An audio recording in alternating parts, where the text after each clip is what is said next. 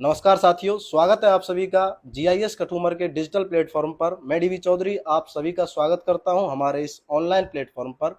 मेरे साथ हैं विद्यालय के डायरेक्टर श्रीमान मनोज चौधरी सर और हमारी खेड़ली शाखा के डायरेक्टर श्रीमान संतोष साहू सर, और साथ में उपस्थित हैं कंगना यादव, जिन्होंने 12th साइंस स्ट्रीम में राजस्थान बोर्ड के एग्जाम्स में 96.80% अंक अचीव करके इतिहास रच दिया है।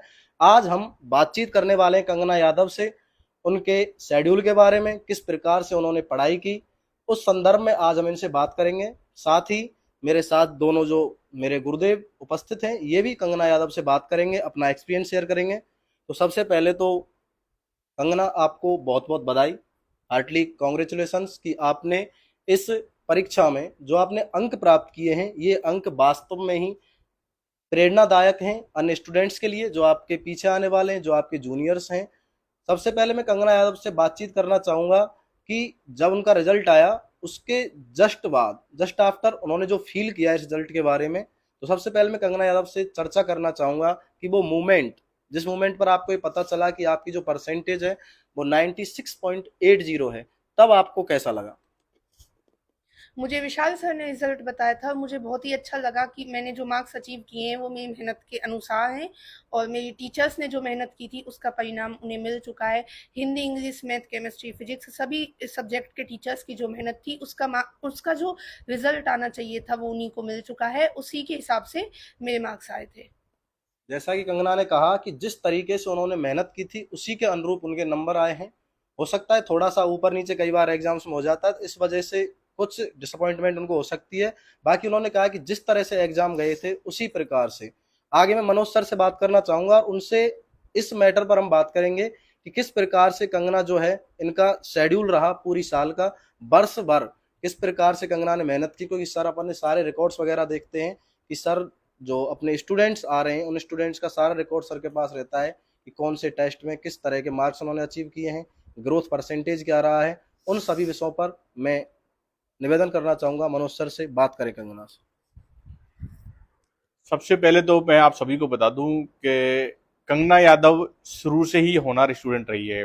शुरू से ही हमारे विद्यालय की बचपन से ही एलकेजी यूकेजी से ही इंग्लिश मीडियम की छात्र रही है।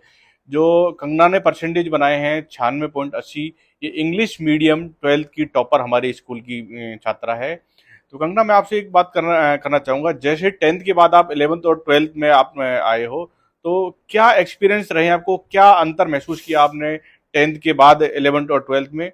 वो आप एक्सपीरियंस सभी के सामने शेयर करें एक बार।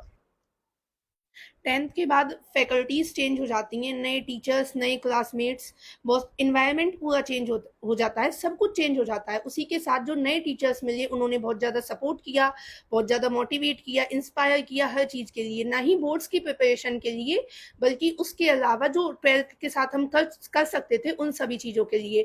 डीवी सर और विशाल सर ने बहुत ज़्यादा मोटिवेट किया था और मेहनत करने के लिए पूरी साल साऊ सर ने हमें बहुत ज़्यादा हेल्प की थी। हमने जितनी मेहनत की उसमें पूरा क्रेडिट हमारे टीचर्स का जाता है। टीचर्स ने हमें जो हम थे वहाँ से आगे पहुँचाया और वहाँ से आगे पहुँचाने के लिए इंस्पायर किया। जो टीचर्स, जैसा टीचर्स के बारे में कहा जाता है कि टीचर्स सिर्फ पढ़ाई तक का ही मतलब रखते हैं, उतना ही नहीं, हमारे टीचर्स ने हमें फ्रेंड्स की तरह, पेरेंट्स की तरह, क्लासमेट्स की तरह जैसा उनसे हो सकता था वैसे सपोर्ट किया।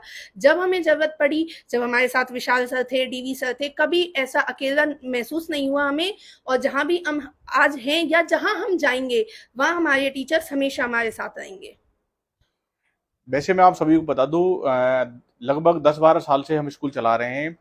कंगना जैसी स्टूडेंट होनार, देखो परसेंटेज तो हो सकता है इससे ज्यादा और बच्चे की आगे हों, लेकिन इतनी मेहनती स्टूडेंट मैंने आज तक मेरे जीवन में नहीं देखी। साथ ही साथ में मेहनती तो थी, लेकिन हमेशा हर काम को करने में एक्साइटेड रहती थी, सबसे आगे रहती थी ये। तो कंगना, एक चीज और आप बताओ कि अब आगे के बारे में आपका क्या प्लान है? 12th के बाद आप क्या करना चाहते हो, आगे क्या बनना चाहते हो? मैं सिविल सर्विसेज में जाना चाहती हूँ, वहाँ जाके अपने देश की सेवा करना चाहती हूँ। अपने पेरेंट्स का, अपने ग्रैंड पेरेंट्स का, टीचर्स का जो अभी तक सपोर्ट रहा है उसके साथ, और जो आगे भी उनका सपोर्ट रहेगा ऐसा मुझे विश्वास है, उसी के साथ अपने देश को कुछ देना चाहती हूँ, देश के लिए कुछ करना चाहती हूँ। बहुत अच्छे। जैसा कि आप देख सकते हो कि अभी से ही इस उम्र में ही बच्ची की सोच इतनी है कि वो अपने देश के लिए कुछ करना चाहती है। तो मैं तो आज जो भी ये वीडियो देख रहे हैं, या पेरेंट्स देख रहे हैं या बच्चे देख रहे हैं, अगर पेरेंट्स देख रहे हैं तो वो भी अपने बच्चों को मोटिवेट इस तरह से करें, या बच्चे देख रहे हैं तो वो भी, आपके मन में भी इस तरह की भावना होनी चाहिए देश के प्रति कि वे कुछ ना कुछ अपना योगदान देश के लिए दे सकें। कंगना, एक चीज और मैं आपसे पूछना चाहूंगा कि आप शुरू से लेकर लगभग आपको 12-14 साल विद्यालय में हो गए पढ़ते हुए, तो आपने कैसा महसूस किया है यहाँ पूरा रूटीन? आपने मतलब पूरी पढ़ाई केवल गैलेक्सी एकेडमी और जीआईएस में की है, तो आप क्या महसूस किया है, ये बताइए आप थोड़ा। मैंने शुरू से ही गैलेक्सी से पढ़ाई की है और मैंने उसके अलावा कभी भी किसी ऑनलाइन कोर्स या किसी भी ट्यूशन कोचिंग का सपोर्ट नहीं लिया, ना ही मुझे कभी ज़रूरत महसूस हुई। यहाँ का जो इन्वायरमेंट है वो बहुत ज़्यादा पॉजिटिव है, कोई भी नेगेटिविटी यहाँ नहीं है। उसी के साथ अगर आप कभी भी जैसे डिमोटिवेट होते हो, कुछ भी होता है, तो टीचर्स हमेशा साथ रहते हैं। क्लास में हमेशा एक हेल्दी इन्वायरमेंट रहा है और उसी के अलावा जो पूरा सिस्टम है वो बहुत ज्यादा कोऑर्डिनेटिंग है। इनफैक्ट कभी बच्चा खुद भी नेगेटिव हो जाता है तो टीचर्स उसे पॉजिटिव करते हैं। काफी बार मार्क्स अप डाउन हो जाते हैं किन्हीं कारणों से, तो कभी भी ऐसा महसूस नहीं होने दिया कि हम पीछे हैं, चाहे हमारे आज कम है या हमारे कभी पहले कम थे, हमेशा हमें आगे रखा है। और जो टीचर्स का जो वो है वो रोल बहुत बड़ा है कि जो टीचर्स इधर जो माहौल क्रिएट करके रखते हैं उसी से क्लास चलती है। इनफैक्ट कोई नया बच्चा भी आता था तो वो टीचर्स के साथ 2 या 4 दिन में ही घुल मिल जाता है, बहुत जल्दी इन्वायरमेंट से कनेक्ट हो जाता है। चाहे कोई नया बच्चा हो या कोई पुराना, हर किसी बच्चे को यहाँ आके सक्सेस मिली है। कुछ बच्चों की परसेंट 45 बढ़ी है 10th और 12th के बीच में, जो 11th में बच्चे आए थे, तो उन हिसाबों से और हर बच्चा आगे चल रहा है। उस हिसाब से मुझे लगता है कि जो स्कूल का इन्वायरमेंट है वो बहुत ज्यादा पॉजिटिव है।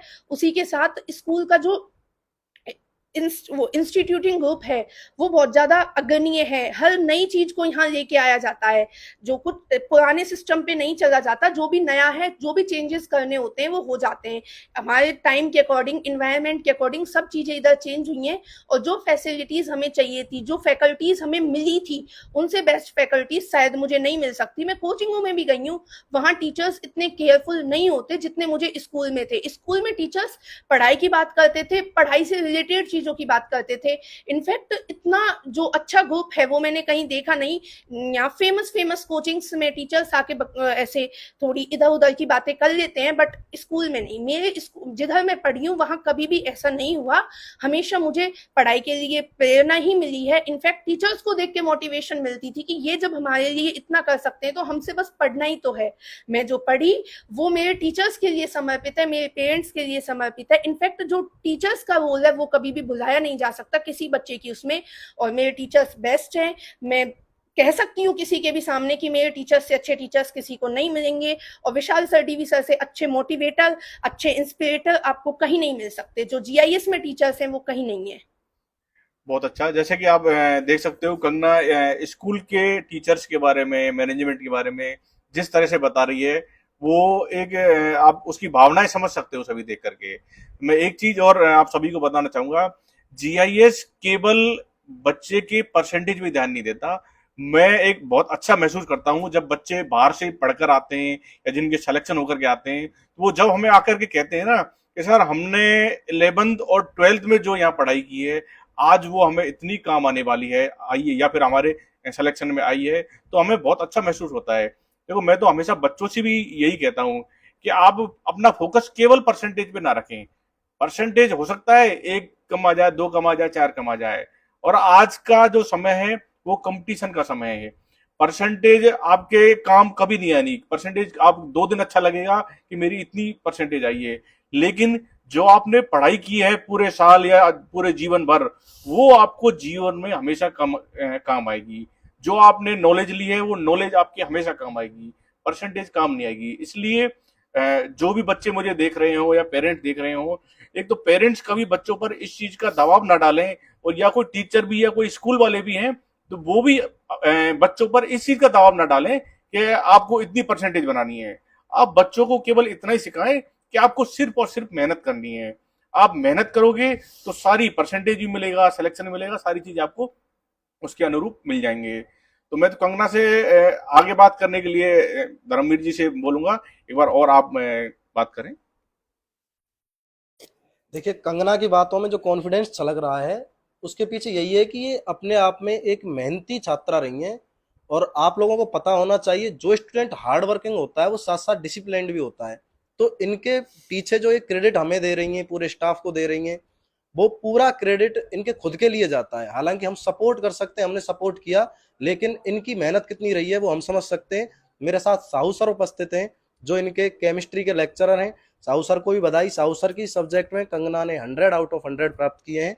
तो साहू सर स्टार्टिंग से ही एक एक्सपीरियंस टीचर है हालांकि, और स्टार्टिंग से इतने सपोर्टिंग रहे कि बच्चे को कभी क्लास में ये महसूस नहीं होने देते कि उन्हें एक टीचर पढ़ा रहा है। साहू सर बिल्कुल कनेक्ट होकर पढ़ाते हैं, और यही रीजन है कि साहू सर की सब्जेक्ट्स में अब की बार भी 100 नंबर्स की एक लड़ी है।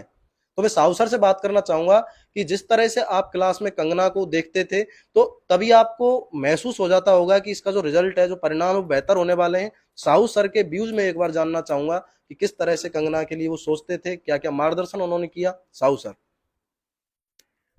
नमस्ते साहब। कंगना के बारे में एक बात कहूँगा। मेन बात तो यही है कि एक बेहतरीन स्टूडेंट रही है। सबसे बड़ी खास बात यही है कि पूरी साल अनुशासित रही है। जो होमवर्क इसको पर डे दिया गया है, कभी भी हमें ये जानने को नहीं मिला पूरे साल इसने वो काम घर पर नहीं किया है। जो काम कोई भी चैप्टर है उसके क्वेश्चन है, बस इनसे, ये कई लड़कियों का एक ग्रुप था, बस इनसे कहने की ज़रूरत है कि कल ये काम कंप्लीट करके लाना है, वो हमेशा कंप्लीट ही मिला है, चाहे कैसी कंडीशन है। टेस्ट को, जैसे विद्यालय में टेस्ट लगते हैं, जो भी चैप्टर आते हैं, हमेशा परफेक्ट तैयार करके उसके साथ हमेशा 100% देने की इन्होंने कोशिश की है। कभी भी अपने पढ़ाई में लापरवाही नहीं की है, और उसी का रिजल्ट है आज कि शायद केमिस्ट्री में इसके 100 नंबर आए। तो मैं तो यही कह रहा हूँ कि जो भी इसको वर्क दिया गया, जो भी इसे कहा गया कि ये चैप्टर लर्न करना है, वो टाइम पर उसी समय इसने कंप्लीट किया है। तो एक बेहतर स्टूडेंट में यही होता है, अनुशासित स्टूडेंट में, कि जो टीचर से उसे जैसे गाइड करे उसके अकॉर्डिंग वो चलता रहे, तो उसके नंबर आना तो स्वाभाविक है। एक बेहतर अनुशासित स्टूडेंट रही है, और ये कई लड़कियों का एक ग्रुप है, वो उनकी सबकी बढ़िया बढ़िया परसेंट बनी है, और यही कहूँगा कि बहुत बहुत धन्यवाद साहू सर। जैसा कि अभी साहू सर ने बताया, आप किसी भी टीचर से अगर कंगना के बारे में और कंगना के ग्रुप के बारे में बात करेंगे तो आपको केवल एक ही बात सुनने को मिलेगी कि ये पूरा ग्रुप बेहतर नहीं बेहतरीन है। वास्तव में बहुत शानदार ये बैच रहा है हमारा, और इस बैच में मैं आपको अवगत करा दूं, अप्रोक्स 50% स्टूडेंट्स जो कंगना के बैच के हैं उनकी सबकी परसेंटेज 90 प्लस है। यानी कि आप देख सकते हैं कि क्लास जो है उस क्लास में किस तरह की स्पर्धा रही होगी, किस तरह का कंपटीशन रहा होगा। कंगना की मेहनत वाकई में काबिल तारीफ है। आप लोगों को बता देना चाहता हूं कि सफलता का कोई गुप्त दरवाजा नहीं होता, और बिना बिना कीमत चुकाए कोई भी राजा नहीं होता। कंगना ने वो कीमत चुकाई है अपने समय के साथ, अपनी पढ़ाई की तपस्या के साथ। हमें पता है कंगना ने कितनी मेहनत की है।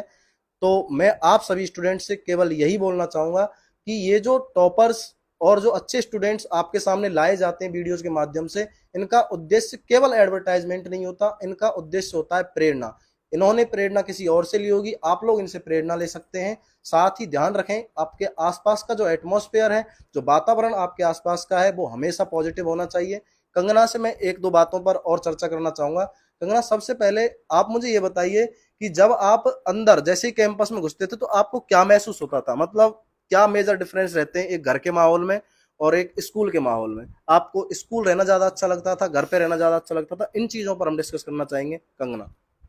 मेरे को स्कूल में रहना ज़्यादा पसंद था, क्योंकि यहाँ मैं टीचर्स के साथ एकदम ऐसे रहती थी जैसे घर पे लोग रहते हैं। तो घर पे पढ़ाई का माहौल थोड़ा कम होता है बजाय स्कूल के।